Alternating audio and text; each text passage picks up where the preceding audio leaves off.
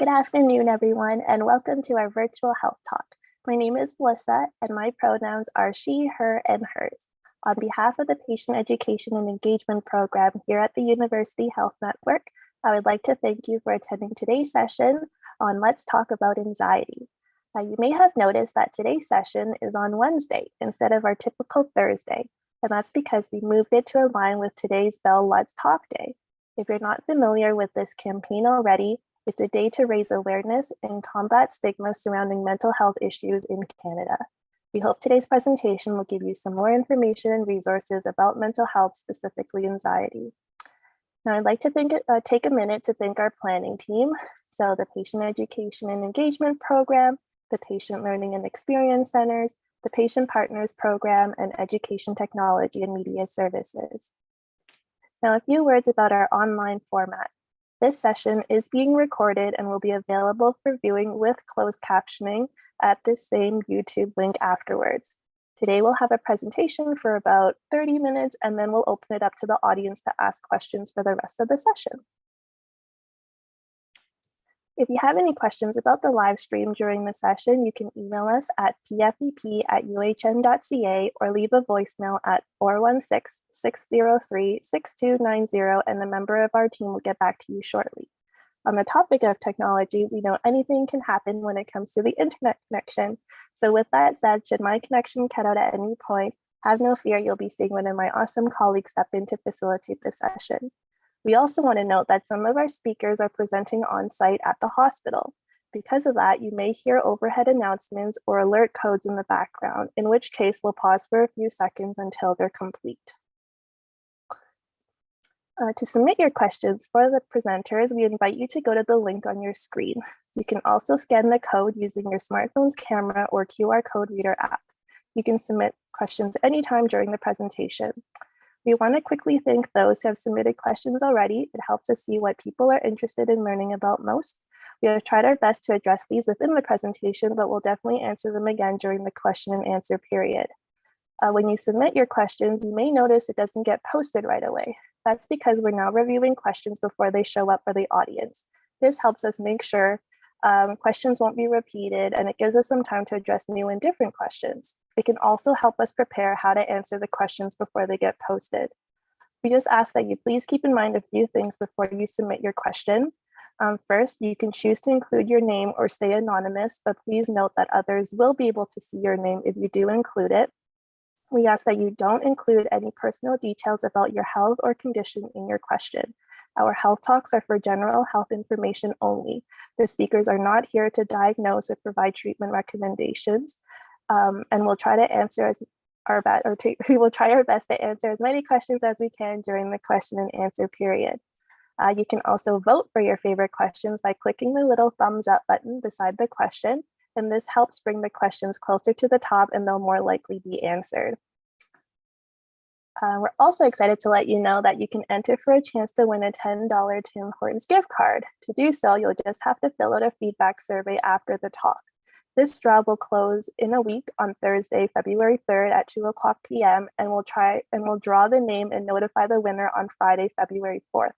Please make sure to enter your email address correctly and to check your spam and junk folders. Now you're probably wondering, how do I fill out a feedback survey?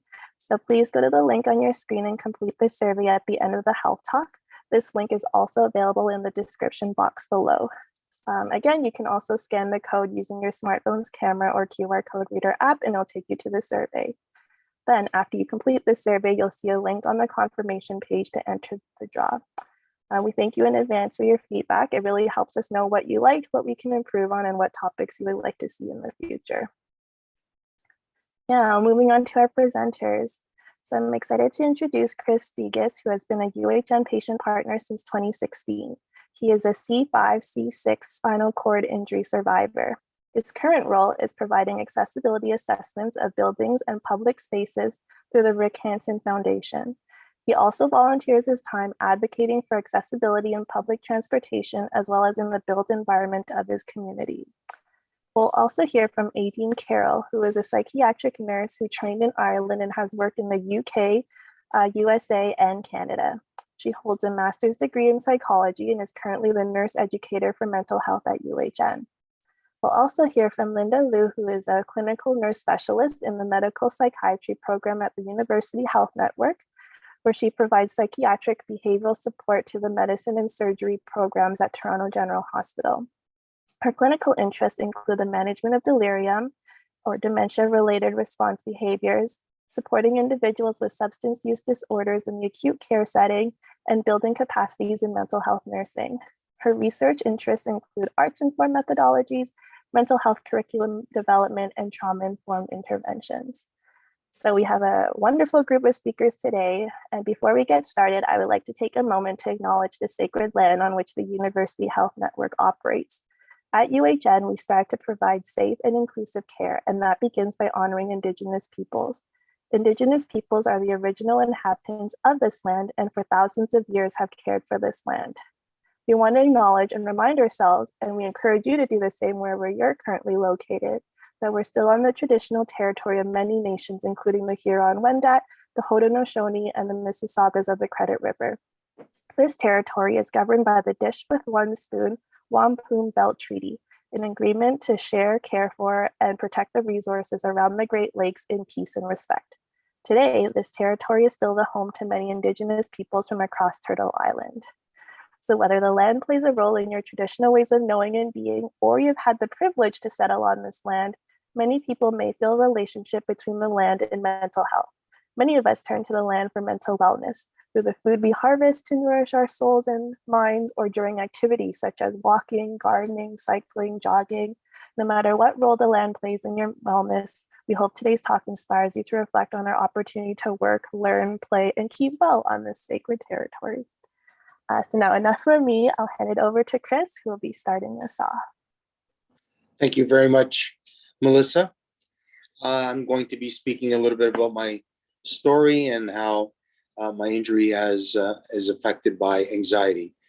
My healthcare journey began after a freak accident in the winter of 2014, and it was a journey that I would have never expected to be on in my wildest dream.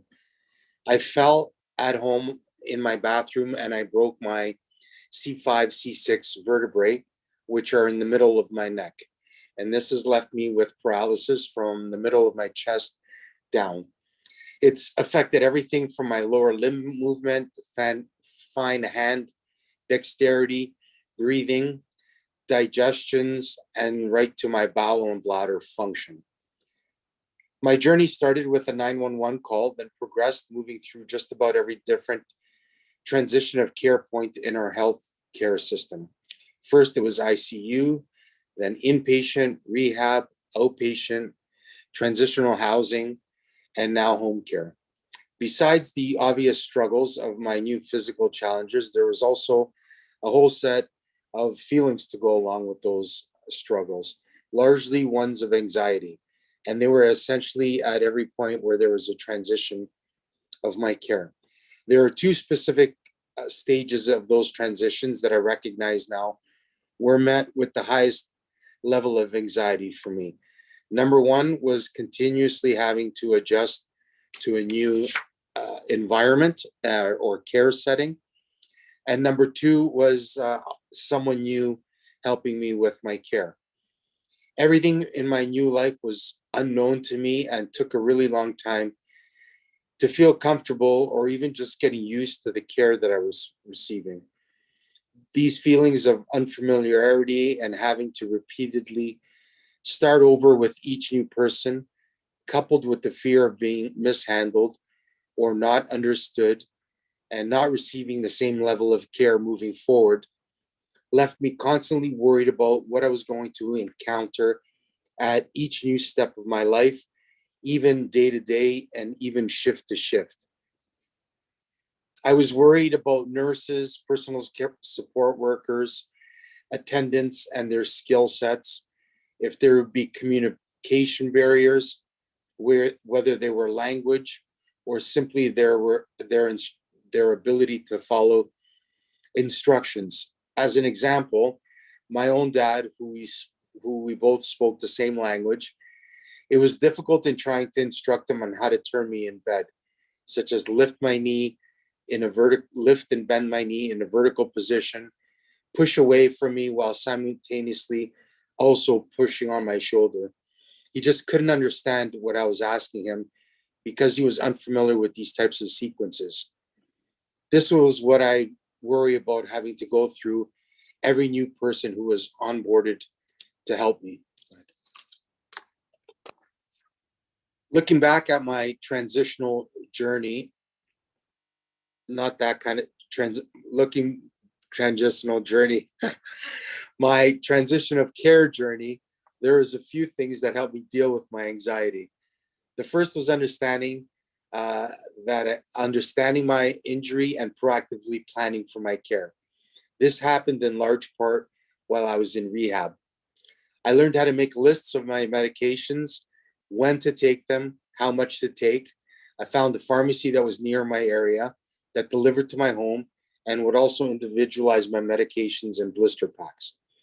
I also wrote down what my needs were in the morning, such as getting dressed, personal hygiene, bowel and bladder needs, and then the same for lunch, dinner, and going to bed. That way, when someone would show up for my care, especially if it was someone new, which happened a lot during COVID, and then I got flustered or blanked out where I was in directing my care, I always had a backup sheet that I could refer to and also share with them. The same applied for my medication schedule. The second was making sure that I had somebody besides my doctor who I could connect with if I needed health information, such as my service coordinator or spinal cord injury connections resource center at Lyndhurst. I could go to them for details on topics such as foods that would help me manage my digestion or ghost pain. That way, when my doctor's appointments came up, I'd be more familiar and I wouldn't be as anxious speaking about my ailments, my possible options for treatment with outcomes, and or my health maintenance moving forward. In addition to helping me understand these things, it also helped me prepare for questions ahead of time for my doctor's appointment. The third strategy was to stay close and connected to people that were in similar situations as me, whether I met them at Lyndhurst or in rehab that also had a spinal cord injury. And being able to talk to them openly helped me relate and feel less stressed or worried like I was the only person going through this. This could look like being involved in your community, such as volunteering or joining social groups, again, with people that had similar needs as myself. It was a chance to hear about new ideas that others are using to support their injury. For myself, it was being a volunteer and a patient partner. One of the things I learned from being a patient partner was the teach back process, where you verbalize what you've learned to help sure you've understood a topic or where there are gaps in my knowledge. I apply this training when I bring in new people that are involved with my care. Using these strategies has made me recognize feelings of anxiety in the moment and then trusting that I have multiple levels of support to help me manage my feelings and deal with my challenges, to be reassured that I can get through them. Anxiety for me is feeling isolated in a particular moment where I can't talk to anybody or do anything about it, where I feel like things are really stacked against me and it just becomes harder to continue. If there's anything that I hope you take away from my experience, it's the importance of planning and becoming proactive to help set yourself up for the highest possible chances of success managing your anxiety. Whether it's preparing a list of your needs, getting the information you need, or putting the effort in ahead of time to meet others to expand your social supports. This would also help you build your resilience and improve the quality of life moving forward. Thank you so much. Thank you so much, Chris, for sharing your experience and such wonderful strategies with us. I feel like that's something a lot of us can take away from. So thank you so much. So now building on what we learned from Chris until about 1:45 today, we'll hear from Aideen and Linda, who will share their expertise around anxiety disorders and its causes. They'll share some tips for managing anxiety. They'll talk about ways to support a loved one or family member who has anxiety. And they'll also share some resources at UHN and in the community where you can learn more. So over to you, Linda. Thanks so much, Melissa. And thank you, Chris, for sharing with us your powerful story of what it means to go through significant changes in life with your physical health and overcoming these adversities. We will talk a little bit about anxiety disorders, but anxiety is a universal experience and emotion to perceived threats. And we're going to talk and describe that for a little bit first. It's important to note that anxiety is an individual subjective experience. We harness it in different ways and we experience our anxiety in our own respective ways because sometimes our hardwiring or genetic code is different. And as Chris would highlight, our lived experiences of what we went through has also sort of engineered or changed the way we respond to life stressors. In essence, anxiety is our body's alarm spell system. And this is hardwired in our brain. It goes back to the days when we were hunter and gatherers and when there was a predator on site, our bodies would learn to activate a neural pathway, which Aideen will talk about later. It primes our body. Are we going to fight this predator? Are we going to flee away from this predator? Are we going to hide? It's our way of trying to engage with our survivorship, to overcome and enhance our ability to live and thrive. And so it's an important skill set to remember. However, as all skill sets, we can hone it in. So we don't want an alarm bell that keeps snoozing because then our predator will eat us up. Or we have an alarm bell that just keeps ringing. And in that case, it becomes so distracting and so distressing that we can't manage our day-to-day activities. We can't flourish. And those are the false alarms that can come up. And so when we think about some of the stressors in life, what are the causes of our anxiety? I would speak mostly from a North American context, acknowledging elsewhere in the world, people are living in states of warfare, people are living in states of natural disaster. And even within our country, we have those that struggle for clean, healthy water, and there are a lot of environmental stressors. In a North American context, a lot of our daily life can pose stressors or what we see threats like work deadlines, caring for family members, worrying about our family members' development, relationships and associated conflicts. Sometimes it's mounting responsibilities that prove to be too much and they start to weigh on you. As Chris shared, illness that's often unexpected can pose a huge stressor that then cause a cascade of impacts on housing, your career, and relationships. These are all important transitions to life.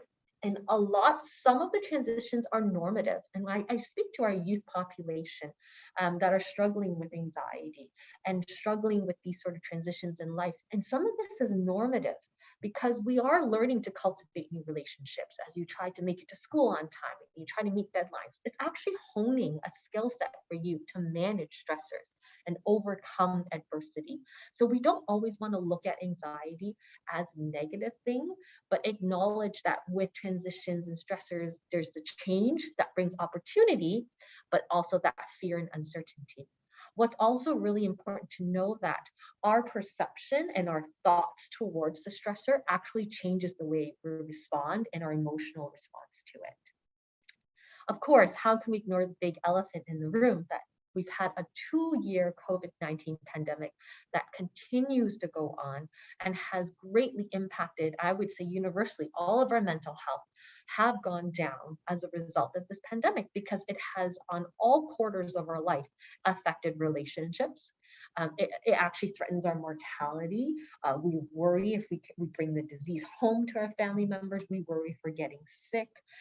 It's impacted the way we do work. It's impacted childcare. It's impacted our loved ones in long-term care centers. We now need to make sure we access the right technology to put our kids through school or put ourselves through work. And so these are mounting stressors we face each day. And Aideen, we know for our healthcare providers, the beginning, the lack of access to PPE, and just worrying if not knowing about the disease and that uncertainty, and worrying if we would bring it home to transmit to others. So these are a lot of, aside from public health guidance, there's not a lot we can do to control this big, gigantic pandemic, but there are ways we can reframe our thoughts and our interpretations of what's going on to modulate our anxiety response.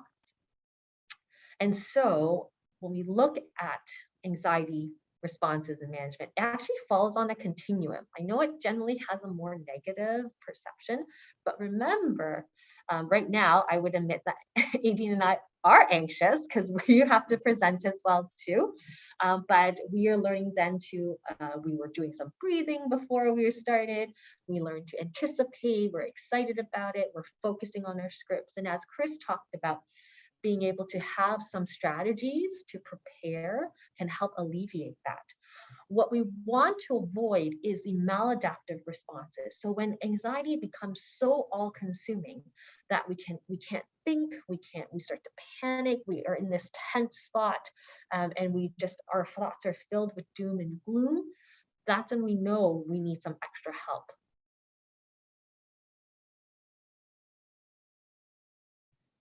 Thanks, Linda. And I just want to take a moment to really, really thank everybody who is taking time out of their day and joining us today. I mean, it's deeply appreciated.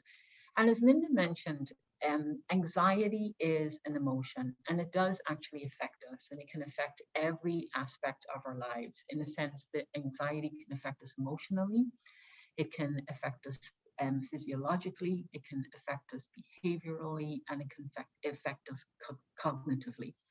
And the reason why this happens is that anxiety is ultimately an emotion which is designed to protect us from a perceived threat. And what anxiety actually does, as Linda mentioned, is it actually activates what we call the fight or flight response. And that fight or flight response is actually there to ultimately protect us. So when we are feeling anxious, the fight or flight response gets activated. And that does a lot of things from a neuro and cognitively and physiological aspect. And the first thing that it actually does is it activates the sympathetic nervous system. And that actually will cause our heart to speed up. We'll talk about that in a couple of minutes. It'll cause our lungs to, we need more oxygen. But the other thing that it will actually do is it also releases a lot of what we call the stress hormones or neurotransmitters. And that is actually cortisol, adrenaline. And from an emotional point of view, the stress hormones, it has a very close relationship with the amygdala, which is part of the brain and the prefrontal cortex. So all of this is actually happening when we're in an anxiety state. So what we're actually seeing is that these hormones are released, cortisol and adrenaline is actually released into our body. We're seeing that some other neurotransmitters are actually reserved because the system is actually trying to protect some of our neurotransmitters so that we're not actually using too many of them while we're in this fight or flight response. And it's actually activating the sympathetic nervous system. So what the anxiety, why it's there to actually kind of have a protective function, it is actually sending signals to the heart. There is a perceived threat. We need to start pump more blood because we need to kind of be ready for this threat. And therefore you might feel this racing heart, you'll feel these palpitations. What it's doing to the lungs is it's saying we need to get more oxygen around the body, and therefore the lungs will actually be doing a little bit of extra work. And therefore what we might actually feel, what we're actually feeling from a physical effect, is some actually rapid breathing. What will also happen is that some blood is actually diverted from our stomach as well, and we'll feel this kind of nausea and some reaction in our stomach as well. And the other thing what we will actually see from a physical point of view is some pain in our joints. And this is because our muscles are actually tensed. And some people will actually talk about feeling pain in the shoulders, headaches, migraines, stress in the other upper arms, some pain and tingling in our lower legs as we're ready for that fight response. We do recognize that anxiety can actually have effect on libido and on our sexual health as well. And that is certainly something to be acknowledging. From a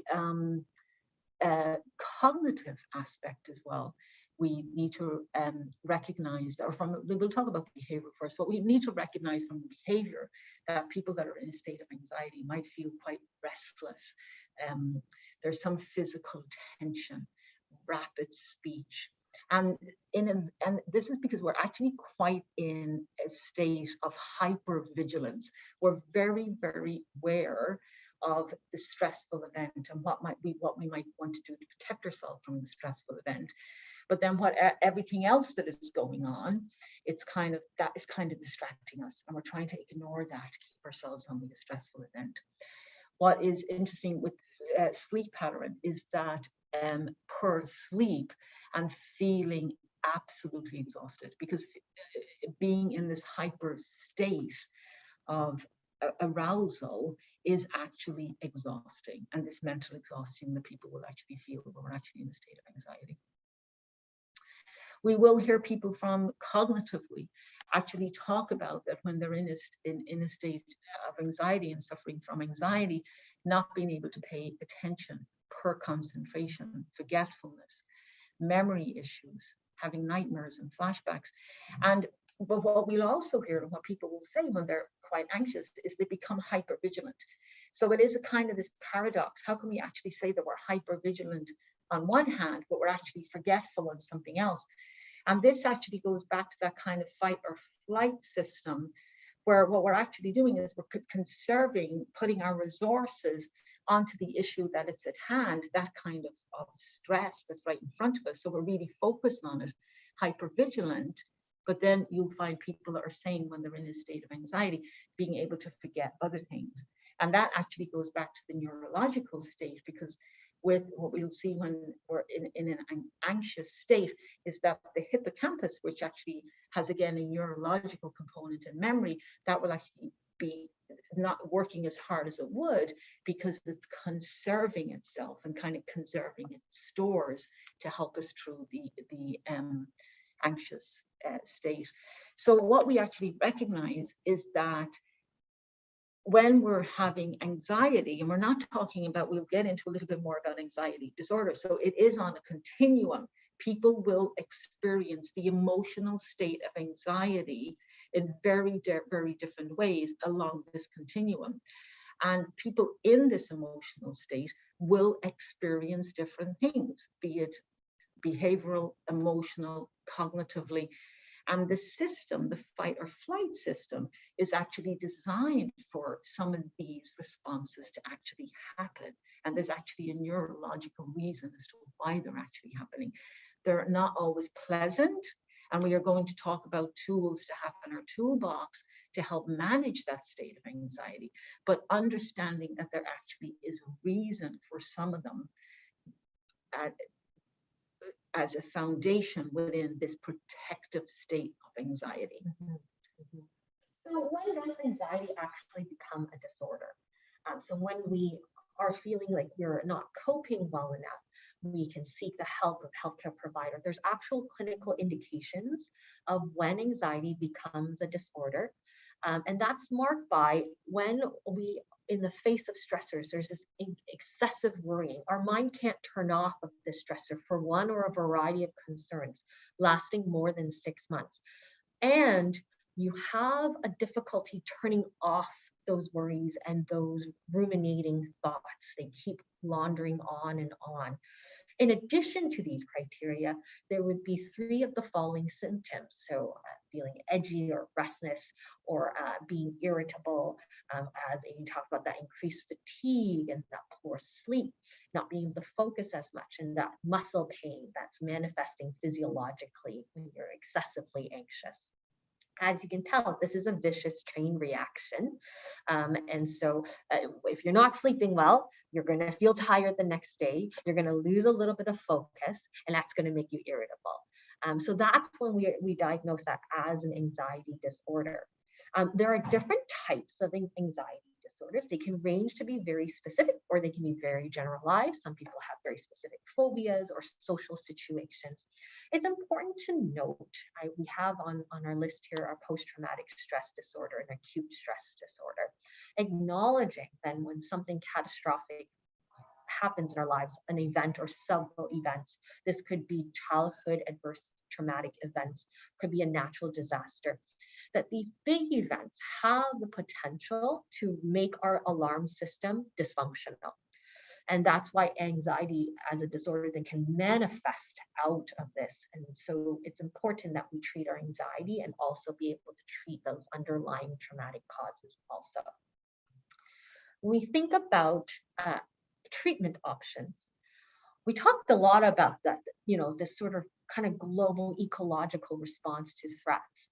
And sometimes we can't always change the external circumstances to us. We will try to work through it, we will build strategies. But what we can do is address the thoughts that are going on. And so our gold standard for managing anxiety, be that anxiety that you have or an anxiety disorder, we recommend cognitive behavioral therapy. That's when we examine our thoughts and how these thoughts then are linked to our actions as well as our emotions, and work towards positive goal that can then sort of take away or take that heightened sense of arousal, or take away that fear and that excessive worry that happens. Acknowledging sometimes that we might be in such a state of angst, physiologically, behaviorally, cognitively, that we actually can't process this part of the cognitive behavioral therapy. And so we would rely on the use of medications, and they can help work through some of our pharmacologically, work through our neurochemical pathways, calm the brain a bit, so that then we have the capacity to work on our thoughts and our feelings. But we'll also be describing how we can build strategies for stress management as well, which is multi-pronged. Talk a little bit about building your anxiety management toolbox. So we've talked a little bit about the fact that anxiety is an emotion we all experiencing. Everybody on this planet is going to experience anxiety. It is an emotion that is designed to protect us from any kind of external threats. And it can affect us in many, many different ways. And as Linda mentioned, it's on a continuum. We can have anxiety symptoms that go all the way up to actually causing different type of anxiety disorders. But regardless of where we are on the spectrum, and as human beings, everybody experiences anxiety, there's certain things that we can actually do and we can put in our toolbox. They don't all work for everybody. So we're going to talk a little bit about tools that are suggested as helping to reduce anxiety. We're talking about general anxiety. We're not talking about disorder. And some of them will work better depending, because we're all individuals. Everybody have individual responses. So not everybody will work with it for everyone. But if we actually go through them and actually talk about building stress-related existence, and that really is ultimately like to be really thinking of any kind of treating any physical illnesses. So making sure that, we're going to the physician, getting our checkups if we have any physical illnesses. And also as well, because there's quite a connection between physical health, mental health. So we're actually doing those checkups for ourselves. We're exercising regularly. Right? And that will actually build very good emotional health. There is quite a link as well between physical health and emotional health. So we're exercising what we can do based on our abilities. Eating a well-balanced diet. And where that actually comes in a little bit with anxiety is that what we will actually find is that when we're, as we're in an anxiety state, we do have this, people might have heard the term stress hormone. And one of the things that we have as a stress hormone is this hormone called cortisol. And what cortisol will actually do is it will move kind of the glucose in the body, the glucose, and it will shift it to the brain, because in an anxiety state, we want the brain to be getting kind of extra sugar, extra glucose. And we might actually find that when people are feeling anxious, and I don't know if anybody has ever been feeling anxious, and you might feel, oh, I'm craving a chocolate bar, or I'm craving some sugar, or I'm craving some sugary item. And that's kind of what really happens to us. And when we're having a well-balanced diet, that will really balance that out. And it's good for our emotional health and good for our physical health. And it goes back to that interconnection between the two. Getting good quality sleep. And these kind of building these stress-related resistance, if the reason why we're doing this, it's like kind of muscle memory and building up the muscles, because if we're doing these when we're not feeling anxious, we have these as a foundation to actually help us get through waves of anxiety. So again, keeping track of how much caffeine, sugars we're eating or drinking, and particularly to be a little bit more mindful of that when there is some stress in our lives. Particularly as Linda alluded to, the last 2 years have been very stressful, I think, for everybody, and just to be a little bit mindful of any kind of eating or drinking or reliance on sugars that we may have been had. We want to build positive experiences and opportunities for relaxation, and as Chris alluded to, having that social connection, talking with people, reaching out to people, not only at Lyndhurst, but others as well. And having a very good balance of being productive, looking after our own self-care, our own leisure. And again, this is because this is going to give us the foundation, resilience, resistance that will serve us well when we are having periods of stress in our lives, which is part of the human emotion and all of us will experience. Action type approaches are actually really kind of looking at the stressful situation and what can we actually do about the stressful situation? Is there anything within this stressful situation that we can remove? What can we actually do about it? Is it something, and these are just some examples, but is it a situation that we might want to be more assertive?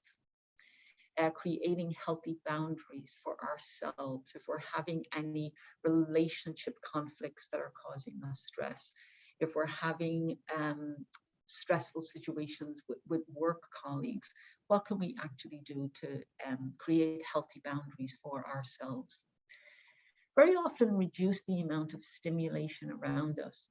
And that really goes back to the fact that when we are getting into kind of a stressful situation, or we're getting into an anxiety situation, we're getting hyper vigilant about the perceived threat. We're getting hyper vigilant about what's causing the anxiety.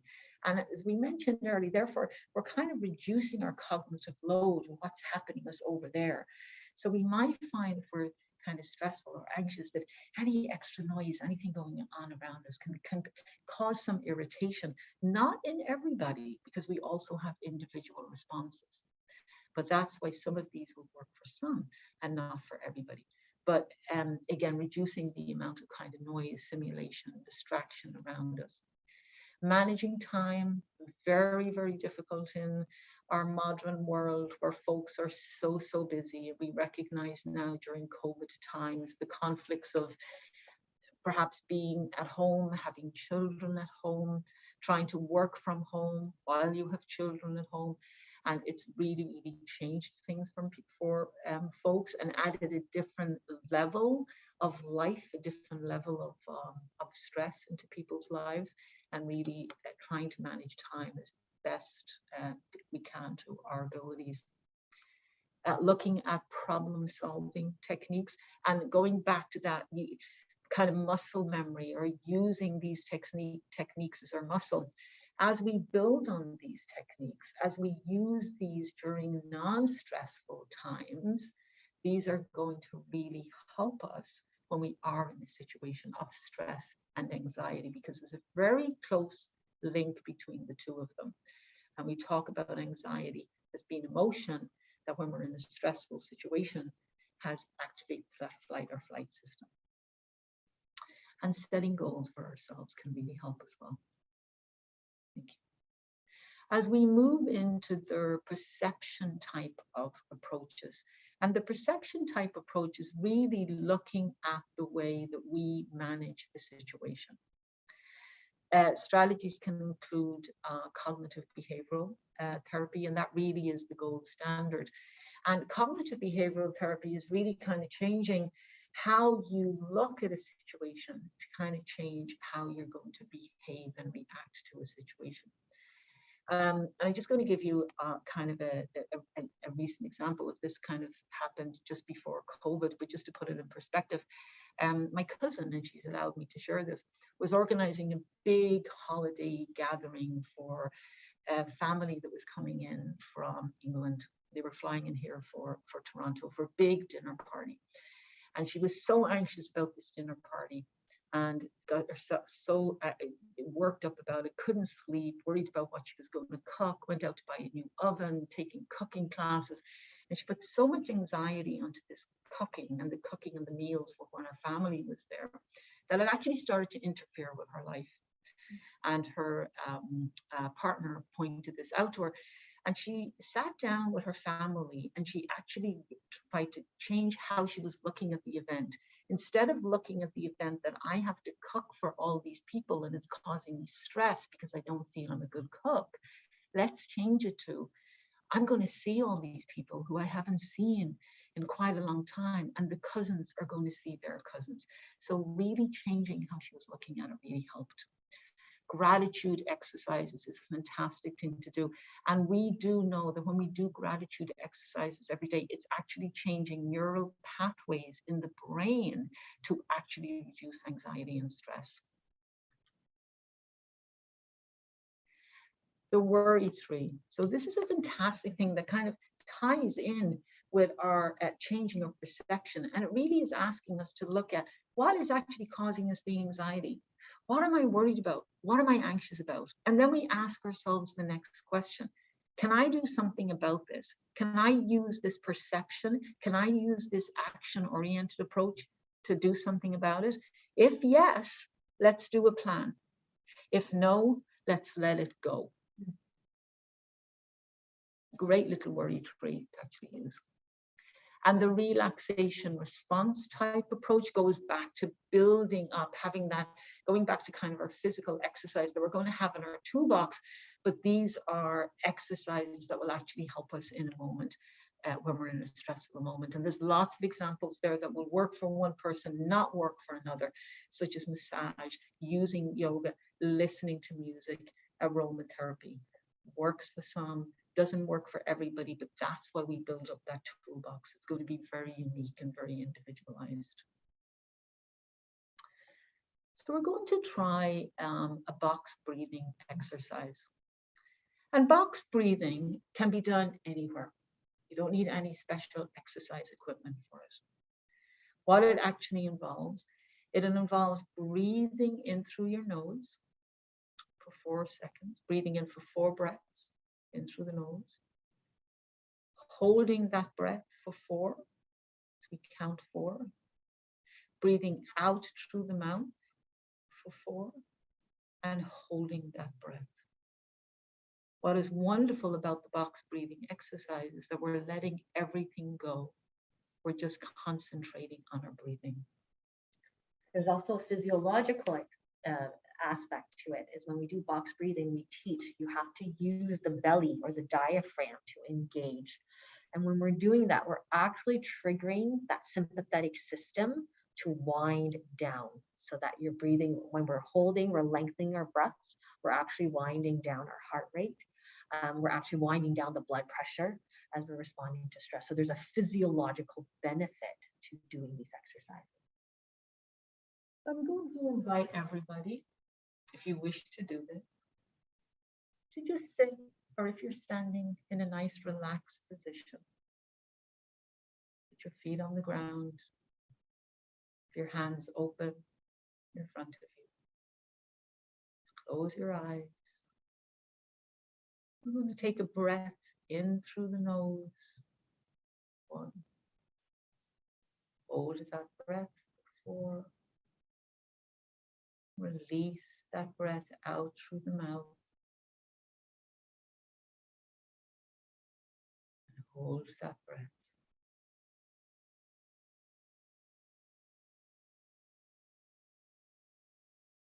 This is something that anybody can practice at any time of the day, in any place. As you're breathing in, feel your lungs expand. As you're breathing out through your mouth, feel that air leaving your body. If people are not able to hold for the 4, you can hold for 2 or 3 as we count. When I teach with patients who have medical conditions and breathing becomes difficult, I actually, and they start to get anxious about it, I actually ask them to draw the box because it provides a visual stimulation and distraction that takes them out of that cognitive worry and hyperarousal. And those who have medical conditions, I say start small. It's about the practice, right? It's like weight training for your brain. So you're not going to be able to lift up 50 pounds at once. You're going to start with 5 pounds. But the point is to keep putting in the effort to build the skill set. So at this time, I know we're short a little bit on time, but we want to talk quickly about how we can support when we have a friend or a loved one who's struggling with anxiety. How can we support? So we just left a quick tip sheet on do's and don'ts. And so it's actually really helpful to equip ourselves to better understand, like coming to the session, be educated on what anxiety is. It's important because it's a subjective experience and we experience it differently to validate and honor where they are. It's helpful always, as Chris said, that social community, being present for them. And it's important to avoid those platitudes, like don't just get over it, kind of skirting through it superficially, knowing sometimes anxiety disorders can have that excessive worrying of thoughts. Maybe we don't just discuss that condition, but try to do stress management activities together. Can we pivot away from the stressor? Can we try some of the relaxation strategies together as well? In terms of other types of supports and resources to access for information to know more about anxiety, we've left some resources for you here. We actually have a great website called Anxiety Canada. It's a national resources that provide lots of education about anxiety tuned to a certain age, whether it's young children, adults, or older persons. And they actually contain a lot of worksheets too on how to address some of those maybe unhelpful thoughts. Of course, we also have our UHN patient brochures, and our patient education center has a lot of teaching brochures. In our day of social media, we have other types of resources available to you. So we have mobile apps, and why we want to share all those with you is, again, it's not one size fits all. We really encourage you to try different ones and see which one resonates with you. It's building that bigger toolbox. In terms of getting help, if you do feel like your anxiety is getting out of control, always talk to your healthcare provider, like a family physician or a nurse practitioner, to obtain a referral to services. Ontario does have a Connects Ontario. You can actually download this as an app, and you can search for the type of support specific that you're looking for. You can call, you can use the app, or you can actually text too. And we have a Mind Beacon, which is one of our online virtual CBT modules. And speaking of CBT, in the course of the pandemic, the province now has increased their funding for virtual therapy services. So we've also included a bunch of links of different resources that are as long as you're in Ontario, Canada, you have an OHIP card, you can access the services. We also have a Mood Disorders Association of Ontario that provides further peer support programs and online forums for you to have and build that community. But if you're still looking for more information, this is where I pass to our experts in patient education. So back to you, Melissa. Thank you so much, Linda, for highlighting those resources. As she mentioned, if you're still looking for other supports or need help finding them, you're always welcome to contact the Patient and Family Learning Centers at UHN. They offer reliable and up-to-date health information to patients, families, healthcare providers, and members of the public. All of their services are free, and they're also available in multiple languages. So that brings us to the end of the presentation component of the health talk. On behalf of our participants and the patient education program, I would like to thank you, Chris, Aideen, and Linda, for sharing your expertise and experience about anxiety. I personally learned a lot, and I feel much more relaxed after the box breathing exercise. So thank you for leading that. So now we'll check out the Slido to see what questions have been submitted. You can still submit questions if you haven't already, so do so. Please go to slido.com and enter UHN Health Talk in the event code.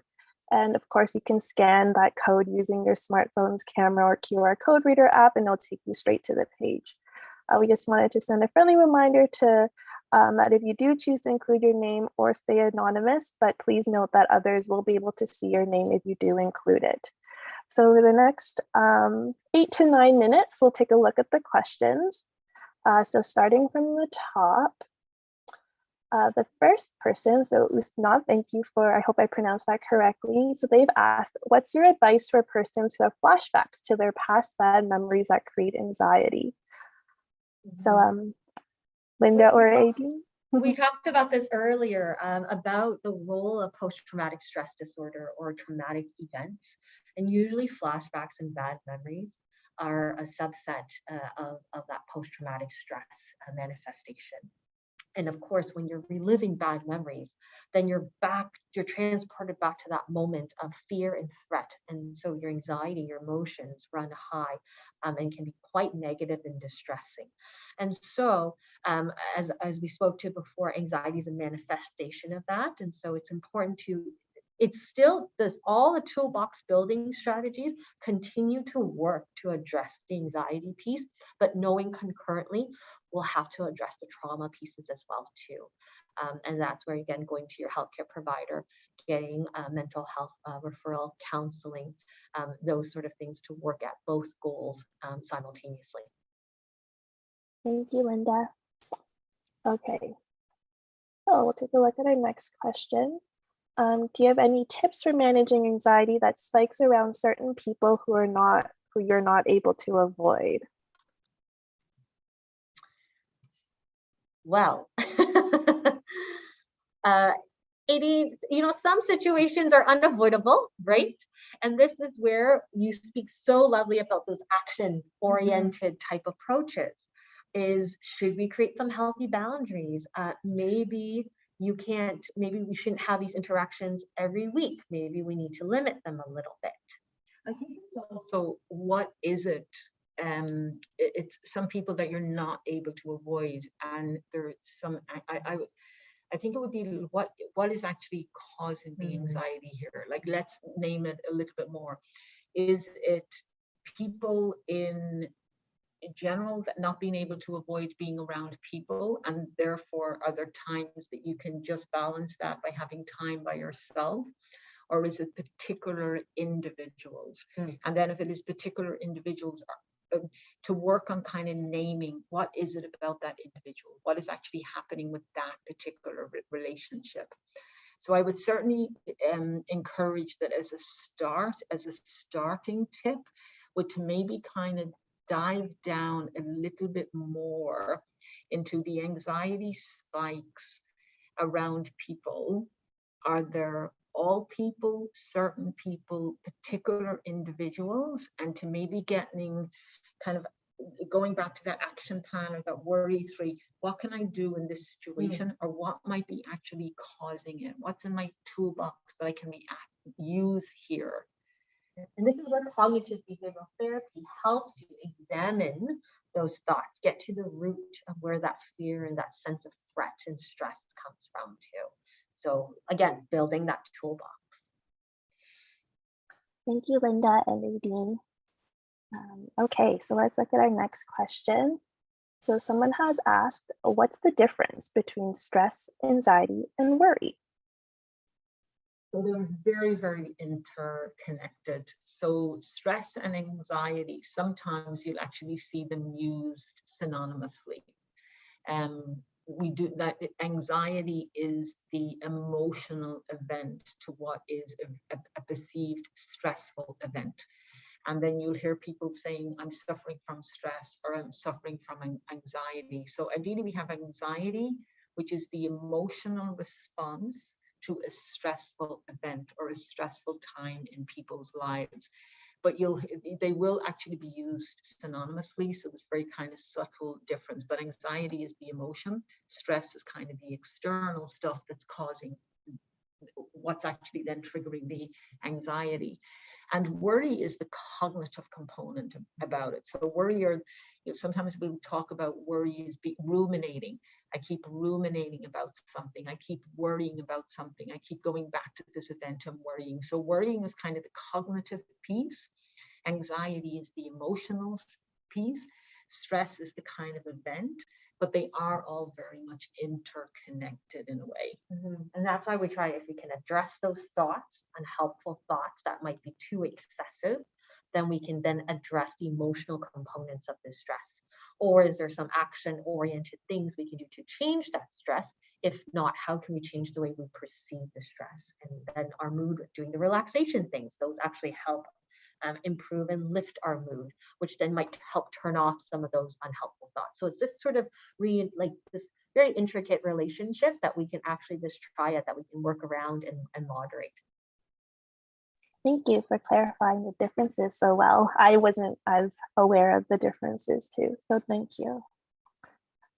Okay, so our next question. So somebody has asked, what are some things that people can do to help wind down from a panic attack or anxiety attack? One of the hard things about panic attacks is a couple of things. It's a huge, intense physiological response. Your heart is palpitating, you're sweating, your muscles tense. You're almost in that, you're in that hiding mode. You're frozen. You're stuck in that place.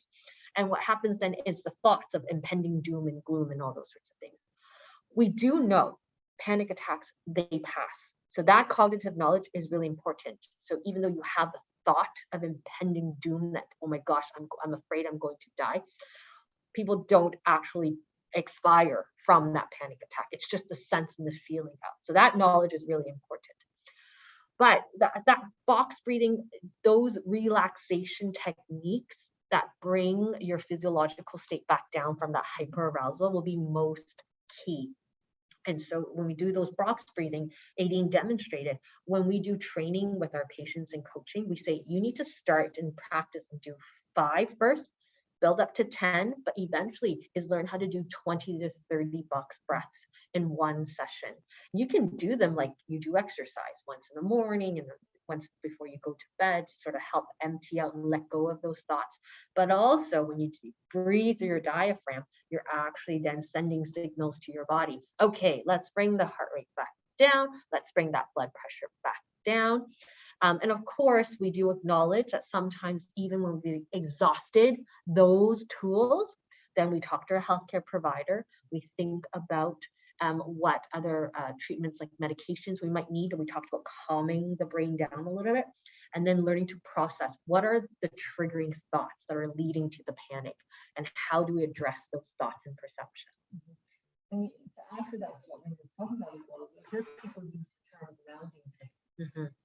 And very often what that breathing does initially, and why the breathing is actually great, is that it will actually kind of ground us. And it is bringing in now the parasympathetic. We're activating the parasympathetic in regards to the sympathetic, but it'll actually ground us. But the other thing what we'll find as well is just grounding techniques. When somebody is having an anxiety episode, an anxiety attack, just look at something in front. It could be a shoe. Look at the shoe. What is the color of the shoe?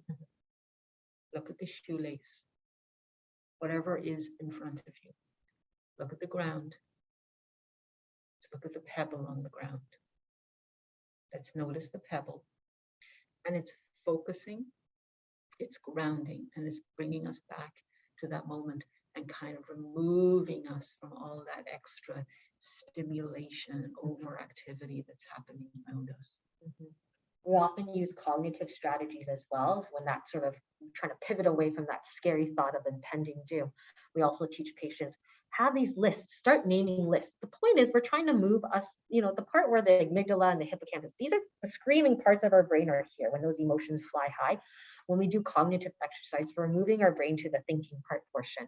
So it's like, can you name five of your favorite animals, name 5 of your sports teams, name 5 cities. And as you're going to this thinking component, it takes you away from this kind of like frozen state, so that your brain starts to whirl back to here and you can start to mentate and start planning a little bit and problem solving a bit.